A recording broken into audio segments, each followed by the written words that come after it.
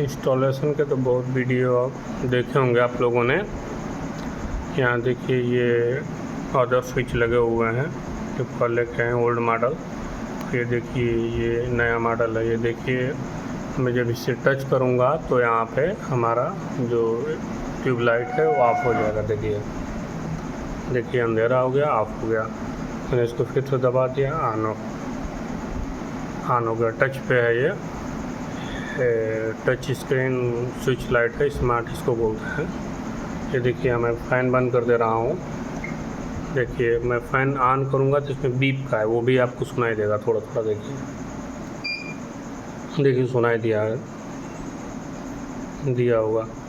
तो ये है स्मार्ट स्विच, और इसे मैं मोबाइल एप्लीकेशन से भी ऑन ऑफ कर सकता हूँ। इसका स्मार्ट टाइप ऐप आता है, उसमें भी आप इसको ऑन ऑफ कर सकते हैं। तो स्मार्ट स्विच है। Thank you.